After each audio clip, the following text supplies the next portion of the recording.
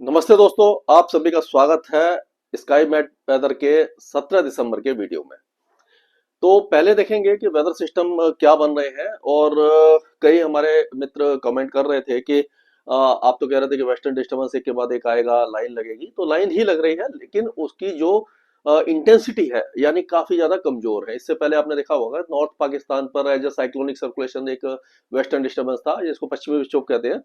और उसके बाद फिर से वो आगे निकल गया। तो अभी ये 18 तारीख को कमजोर वेस्टर्न डिस्टर्बेंस आएगा, उसके बाद फिर 20-21 तारीख के आसपास ये जो वेस्टर्न डिस्टर्बेंस है ये आएगा। एक विपरीत चक्रवाती हवाओं का क्षेत्र राजस्थान के ऊपर, पश्चिमी राजस्थान के ऊपर बना हुआ है और काफी दिन से ये कभी आसाम पर कभी मेघालय पे ये जो एक साइक्लोनिक सर्कुलेशन लगातार बना हुआ है। उत्तर पूर्वी मानसून थोड़ा सा इम्प्रूव हुआ था कल कुछ इलाकों में अच्छी बारिश दी उसने तमिलनाडु के, लेकिन अब फिर से थोड़ा सा कमजोर हो गया है और आगे भी कोई बहुत ज्यादा बड़ी उम्मीद दिखाई नहीं दे रही है कि तमिलनाडु में भारी बारिश होगी। और पहाड़ों की जैसे कुछ ने ये भी कमेंट किया है कि केवल गिलगित बाल्टिस्तान, मुजफ्फराबाद, लद्दाख और जम्मू कश्मीर के बारे में बात करते हो, क्योंकि बाकी जो इलाके हैं वहां पर बहुत ज्यादा वेदर एक्टिविटी हो नहीं रही है। लेकिन आज मैं कोशिश करूंगा कि सारे राज्यों को ढंग से कवर करूं। तो अगर देखें तो ये जो वेदर सिस्टम इस तरह से बने हुए हैं, इससे पहले जो वेदर सिस्टम थे आपने देखा होगा कि ये एक तरह से एंटी साइक्लोन यहाँ पर बना हुआ था। ये वेस्टर्न डिस्टर्बेंस जो था निकल गया और ये वाला जो है वो 18 तारीख को आएगा या 20 तारीख को आएगा। इस तरह से एक के बाद एक वेस्टर्न डिस्टर्बेंस आ रहे हैं। और ये अगर पिक्चर देखें हम आज, ये दोपहर 12 बजे के आसपास की पिक्चर है, उसमें हम देखेंगे कि जो कोहरा है और वो अब ये उत्तर प्रदेश यानी पंजाब के कुछ इलाकों, हरियाणा और दिल्ली के कुछ इलाकों के साथ साथ उत्तर प्रदेश के कई इलाकों में आपको दिखाई दे रहा होगा। ये घना कोहरा आज भी छाया रहा। और ये जो कोहरे की स्थिति है ये पाकिस्तान में भी कुछ इलाकों में देखने को मिल रहा है। यहाँ पर ये पाकिस्तान पे भी दिखाई दे रहा है और ये उत्तर भारत के ये जो गंगा के मैदानी क्षेत्र है यानी बिहार तक ये बादल जैसे जो दिखाई दे रहे हैं। बादल का मतलब है कि जो क्लाउड रेस्टिंग ऑन ग्राउंड कोहरा होता है। तो ये जो हवाएं है थोड़ा सा तेज हो गई है इस इलाके से। आपने देखा होगा कि हवा की रफ्तार थोड़ी सी बड़ी है, तो दिल्ली में प्रदूषण जो था 498 पर था, वो अब 328 पर आ गया। अभी भी वेरी पुअर कैटेगरी में है, लेकिन यह है कि कुछ इंप्रूवमेंट तो हुआ है। GRAP 4 लगा रखा है गवर्नमेंट ने, उससे बहुत ज्यादा फर्क नहीं पड़ने वाला। केवल लोगों को परेशानी होने वाली है और कुछ नहीं होगा। लेकिन जो वेदर है वही इस पॉल्यूशन का सॉल्यूशन है। और आप गाड़ियों को रेस्ट्रिक्ट करके कुछ नहीं कर पाओगे, बाकी चीजें भी हैं जो आप पेमेंट वगैरह है यानी कि जो फुटपाथ है और जो खुले इलाके हैं जहाँ पर मिट्टी धूल है वहां पर उसको थोड़ा सा कवर कीजिए, ग्रीनरी लगाइए, घास लगाइए, टाइल्स लगाइए। और जो खुले में जो कूड़ा वगैरह जलाया जाता है उस पर थोड़ा पेनल्टी लगाइए, उसको रोकिए। तो ये सारी जो रेस्ट्रिक्शंस हैं उसको अगर किया जाएगा तो जाकर कुछ फायदा होगा। और सबसे बड़ी बात है कि बिजली की आपूर्ति हमारी जो सरकार नहीं कर पा रही है, तो ये भी बहुत ज्यादा जरूरी है। जो हाई राइज सोसाइटीज है उसमें जब बिजली नहीं मिलती, नोएडा है, गुरुग्राम है, फरीदाबाद है, दिल्ली है, तो वहां पर क्या होता है कि जब बिजली की आपूर्ति नहीं होती तो डीजल के जनरेटर जो है वो सोसाइटीज में चलाए जाते हैं, जिससे कि पॉल्यूशन बढ़ता है।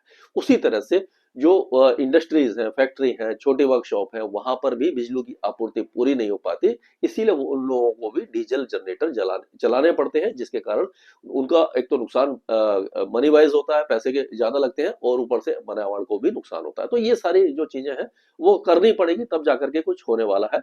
अब हम देखेंगे कि जो मिनिमम टेम्परेचर है उस पर क्या असर देखने को मिला है। तो अगर देखा जाए तो जो अगर हम पहाड़ों की बात करें तो पहाड़ों पे अभी भी माइनस में, जो कुछ इलाकों में श्रीनगर, बनिहाल, काजीगुंड, ये सारे -2 -3 पे है। अगर हम हिमाचल की बात करें तो यहाँ पर जो मिनिमम टेम्परेचर है ये 10 से लेकर के 3 डिग्री के आसपास है और 6 से 7 डिग्री के आसपास जो निचले इलाके हैं उत्तराखंड में है। पंजाब में 10 से 11 के आसपास है, यानी 8 से 10, 11, 9 इसके हिसाब से टेम्परेचर बने हुए हैं मिनिमम टेम्परेचर। यानी कि थोड़े से टेम्परेचर ज्यादा बने हुए हैं कि जो वेस्टर्न डिस्टर्बेंस के कारण थोड़ा सा बहुत ज्यादा ड्रॉप नहीं हुआ है।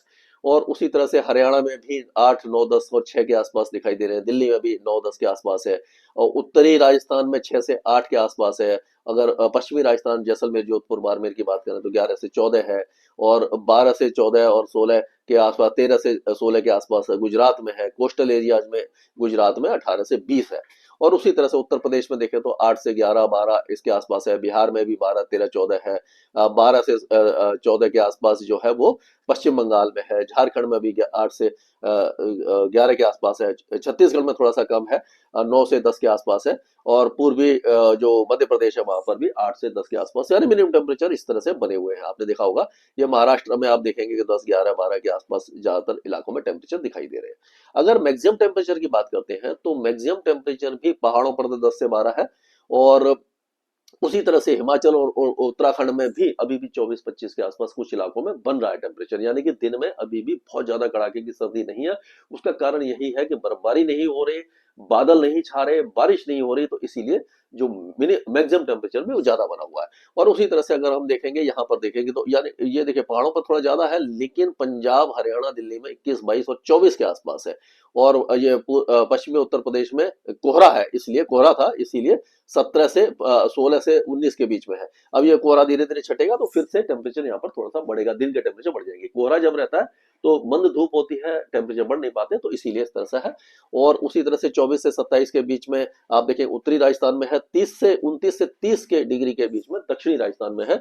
और जो 29 से 28 से 31 के यानी काफी गर्मी है ये गुजरात में, मध्य प्रदेश में 26 से ये 28 के आसपास है, और पूर्वी उत्तर प्रदेश में 23 से 25 है। यानी इसी तरह से टेम्परेचर बने हुए हैं, यानी मिड 20s में बने हुए हैं, हायर 20s में, और यहाँ पर लोअर 30s में जो दक्षिण भारत है यहाँ पर बने हुए हैं। तो इस तरह से ही रहने वाला है। अब आज ये 18 तारीख की बात कर रहा है, 17 तारीख है, तो 18 तारीख की बात करते हैं। 17 तारीख को तो वेस्टर्न डिस्टर्बेंस निकल रहा है। तो अब हम देखेंगे कि जैसे मैंने बताया था कि सऊदी अरेबिया में बहुत ज्यादा वेदर एक्टिविटी होने वाली है। ये वेस्टर्न डिस्टर्बेंस यहाँ से इस तरह से ऐसे मूव करेगा, और उसी तरह से ये दुबई वगैरह में भी मॉडरेट शावर्स होने की संभावना दिखाई दे रही है। अगर हम यहाँ से शुरू करें, अफगानिस्तान के जो इलाके हैं, उत्तरी इलाके, यहाँ पर बारिश है, उत्तरी पाकिस्तान में है, गिलगिट बाल्टिस्तान, मुजफ्फराबाद, लद्दाख, यहाँ पर भी बारिश है, और ऊंचे पहाड़ों पर स्नोफॉल है। ऊंचे पहाड़ों पर स्नोफॉल होगा, निचले इलाकों में बारिश होगी। उत्तराखंड और हिमाचल प्रदेश का मौसम पूरी तरह साफ रहेगा। पंजाब, हरियाणा, दिल्ली, यहाँ पर कोई वेदर एक्टिविटी आपको दिखाई नहीं देगी। अगर पंजाब और हरियाणा और दिल्ली की बात करें तो हवाओं की रफ्तार थोड़ी सी तेज रहेगी, जिससे कि पॉल्यूशन और ज्यादा हटेगा, और जो कोहरा है वो पश्चिमी उत्तर प्रदेश से पूर्वी उत्तर प्रदेश और बिहार की तरफ शिफ्ट हो जाएगा। यानी वहां पर अभी भी कोहरा रह सकता है। खुले इलाकों में उत्तर भारत में भी अभी घना कोहरा सुबह के समय और रात के देर रात के समय अभी भी दिखाई देगा। तो यानी कि सड़क, रेल और वायु यातायात में अभी भी थोड़ी सी दिक्कत आ सकती है। तो पंजाब, हरियाणा और दिल्ली ये सारे इलाके सूखे रहेंगे, हवाएं तेज चलेंगी, दिन में सर्द हवाएं चलेंगी, लेकिन जो मिनिमम टेम्परेचर है वो अभी रुके रहेंगे। और 2-3 दिन में ये थोड़े से बढ़ सकते हैं, 102 डिग्री, यानी कि 21-22 तारीख तक टेम्परेचर थोड़े से बढ़ के रहेंगे। क्योंकि वेस्टर्न डिस्टर्बेंस के कारण क्या होगा कि जो बादल वगैरह रहेंगे और उससे थोड़ा सा वार्म फ्रंट रहता है, तो थोड़ा सा टेम्परेचर बढ़ जाते हैं। जैसे ही ये 22 तारीख के बाद ये सारे वेस्टर्न डिस्टर्बेंस निकल जाएंगे और बर्फबारी हो चुकी होगी, क्योंकि 20, 21, 22 तारीख को अच्छे स्नोफॉल की संभावना है, तब ये उत्तर भारत और मध्य भारत यहाँ पर जो टेम्परेचर गिरेंगे, पंजाब, हरियाणा, दिल्ली, पश्चिमी उत्तर प्रदेश, छत्तीसगढ़, मध्य प्रदेश, और ये राजस्थान, गुजरात और महाराष्ट्र और कभी कभी तेलंगाना तक भी टेम्परेचर गिर जाते हैं। तो उस समय सर्दी काफी ज्यादा बढ़ जाएगी।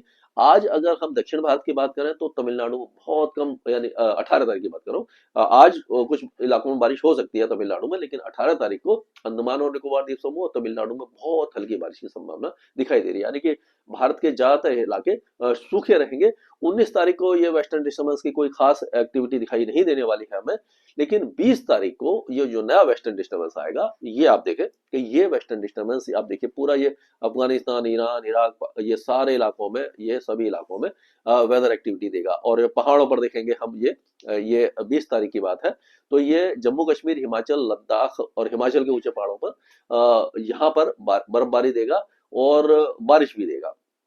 पाकिस्तान के भी कई इलाकों में बारिश की संभावना दिखाई दे रही है, लेकिन जो ये सिंध है यहाँ पर बारिश नहीं है, दक्षिणी पंजाब में नहीं है, बलूचिस्तान के कुछ इलाकों में बारिश की संभावना बनती दिखाई दे रही है। उत्तराखंड के ऊंचे पहाड़ों पर बहुत हल्की बारिश रहेगी, बर्फबारी नहीं होगी। लेकिन 20 तारीख की बात करो और ऊपर वाले इलाकों में, लेकिन 21 तारीख को ऐसा लग रहा है कि जो बारिश की गतिविधियां हैं और वो काफी ज्यादा तेज हो जाएंगी उत्तरी पाकिस्तान में और गिलगित बाल्टिस्तान, मुजफ्फराबाद, लद्दाख और जम्मू कश्मीर के कई इलाकों में मॉडरेट टू हैवी स्नोफॉल हो सकता है। बारिश भी तेज हो सकती है। जम्मू, कठुआ, उधमपुर में भी बारिश होगी, इस इलाके में बारिश होगी। ऊंचे पहाड़ों में स्नोफॉल होगा और हिमाचल प्रदेश के भी कई इलाके इस समय बारिश देख सकते हैं। ऊंचे इलाके जो हैं वहां पर रोहतांग पास है जो, और जो ऊपर वाले इलाके हैं, और उसी तरह से केदारनाथ, बद्रीनाथ, जो उत्तरकाशी है, यहाँ पर ये उत्तराखंड में भी बर्फबारी हो सकती है। लेकिन निचले इलाके जो है, जैसे मैं बताऊं आपको कि हरिद्वार है, देहरादून है, मसूरी है, नैनीताल है, यहाँ पर हल्की बारिश की संभावना दिखाई दे रही है। उसी तरह से उत्तरी पंजाब में भी 20 और 21 तारीख को हो सकता है कि कुछ इलाकों में हल्की बारिश हो जाए। हरियाणा और दिल्ली तक बादल छा सकते हैं। यानी कि ये वेस्टर्न डिस्टर्बेंस थोड़ा सा मजबूत है, हालांकि इतना मजबूत नहीं है कि इसके प्रभाव से प्रेरित चक्रवाती हवाओं का क्षेत्र उत्तर भारत में बन जाए। तो ये अभी भी संभावना दिखाई नहीं दे रही, यानी कि थोड़ा सा विंड तो घूम रही है घड़ी की उल्टी दिशा में, लेकिन बहुत ज्यादा यहाँ पर ये ट्रफ यहाँ तक भी आती हुई दिख रही है ये 20-21 तारीख को। लेकिन पंजाब, हरियाणा, दिल्ली, उत्तरी राजस्थान तक बादल छा सकते हैं और बारिश की संभावना काफी ज्यादा कम नजर आ रही है। तो इस तरह का वेदर रहने की उम्मीद है। तो कुल मिलाकर के ये कहा जा सकता है कि इस बार जो सर्दी है डिले होती जा रही है। जब ये वेस्टर्न डिस्टर्बेंस 21 के 22 तारीख तक वेदर देगा, उसके बाद जब 23 और 24 तारीख से जब हवाएं उत्तर दिशा से चलेंगी और यहाँ पर स्नोफॉल हो चुका होगा सारे इलाकों में, तो यहाँ से जो ठंडी हवाएं चलती हैं, जैसे कि आप मान के चलिए कि ये सारे इलाके में ये आपका हो गया बर्फबारी यहाँ पर हो गई, यानी ये जो इलाका है, यानी स्नोफॉल यहाँ पर हो गया। तो ये जो इलाका है, यहाँ पर जब ठंडी हवाएं यहाँ से फिर जब आती है, वेस्टर्न डिस्टर्बेंस आगे चला जाता है और ये हवाएं जब सीधी आती हैं, तो इसके कारण क्या होता है कि इन सारे इलाकों में जो टेम्परेचर वो तेजी से गिरता है। अगर हम देखें इसको तो यहाँ पर समझ लिए कि यहाँ पर अगर देखते हैं, ये ये देखिए यहाँ पर अगर ये समझ लिया वेस्टर्न डिस्टर्बेंस आ गया पहाड़ों पर, ये वेस्टर्न डिस्टर्बेंस आगे निकल गया। जब पहाड़ों पर होता है तो हवाएं इस तरह से चलती हैं। अब जैसे ही आगे निकलता है, और यहाँ पर आपको मालूम है कि स्नोफॉल हो चुका होता है, इस इलाके में जैसे स्नोफॉल हो गया, यहाँ पर ये पूरे इलाके में स्नोफॉल हो गया।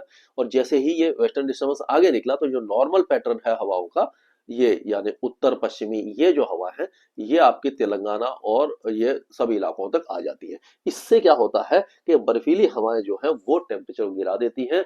और क्योंकि आसमान साफ हो जाता है, आसमान साफ हो जाता है, तो जो लॉन्ग वेव रेडिएशन से पृथ्वी जो सूर्यास्त के बाद एनर्जी को रिलीज करती है, वो एनर्जी रिलीज हो जाती है। और जो निचले इलाके हैं, यानी कि जो जमीन का आसपास का हिस्सा है, वो बहुत जल्दी तेजी से ठंडा होता है और वहां पर ओस जम जाती है, पाला पड़ जाता है जब टेम्परेचर नीचे आते हैं, और उसी तरह वहां पर घना कोहरा भी छा जाता है।